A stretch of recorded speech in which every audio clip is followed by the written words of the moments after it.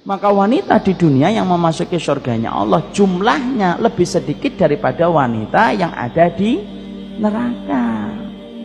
Karena mayoritas perempuan tidak berada di surga, mayoritas perempuan itu berada di dalam neraka.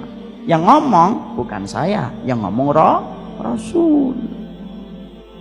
Kenapa Ustadz? Ibu-ibu sudah tahu jawabannya. Tidaklah mereka dicemplungkan ke dalam neraka bukan karena tidak memakai jilbab, bukan karena tidak sholat. Bisa jadi nutup aurat, bisa jadi sholat, bisa jadi puasa. Terus kenapa Ustadz? Karena mereka kufur kepada suami-suami mereka. Indikator mereka kufur kepada suami mereka itu bagaimana? Rasulullah menjawab, kalau suami mereka sudah berbuat kewajiban-kewajiban yang mereka tunaikan, walaupun tentunya ada kekurangan-kekurangan itu wajar, tapi kewajibannya sudah ditunaikan, lalu tiba-tiba ada laki-laki yang jatuh dengan satu kesalahan, maka cepatnya wanita dikuasai oleh perasaannya, ditunggangi oleh syaitan menjadi penumpang gelap atas perasaan yang dia miliki. Maka cepatnya wanita itu berkata kepada laki-laki suaminya, ya Allah, kamu jadi suami itu tidak ada baiknya sama sekali. Perkataan sependek ini kalau sudah naik ke langit, kalau tidak disusul dengan taubat, itu bisa menghanguskan ibadah-ibadah yang dilakukan seorang wanita. Makanya maaf ibu, Rasulullah pernah ditanya, apa kriteria wanita solihah kalau sudah punya suami? Nabi tidak menjawab yang banyak puasa sunnahnya, Nabi tidak menjawab yang banyak sholat sunnahnya, Nabi tidak menjawab yang banyak sedekahnya. Tapi Nabi menjawabnya apa?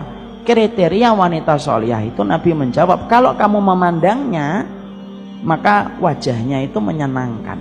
Masya Allah ya, kesolihan ternyata ukurannya kepada wajah, bukan kepada rukuk, bukan kepada sujud, bukan kepada kosongnya lambung, bukan kepada perut, bukan kepada sholat tahajud. Tapi pertama kali yang disebutkan Nabi, ketika Nabi itu menyebutkan kriteria wanita solihah itu dikembalikan kepada wajah.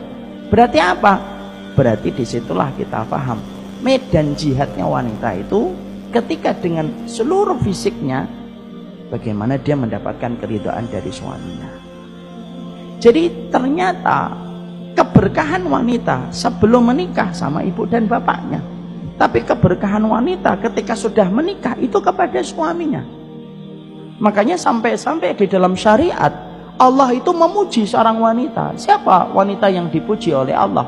Bukan wanita yang banyak sholatnya saja, bukan wanita yang banyak puasanya, bukan hanya wanita yang panjang jilbabnya saja, tapi termasuk wanita yang dipuji oleh Allah sampai dijanjikan surga, yaitu adalah wanita yang diceritakan oleh Rasul.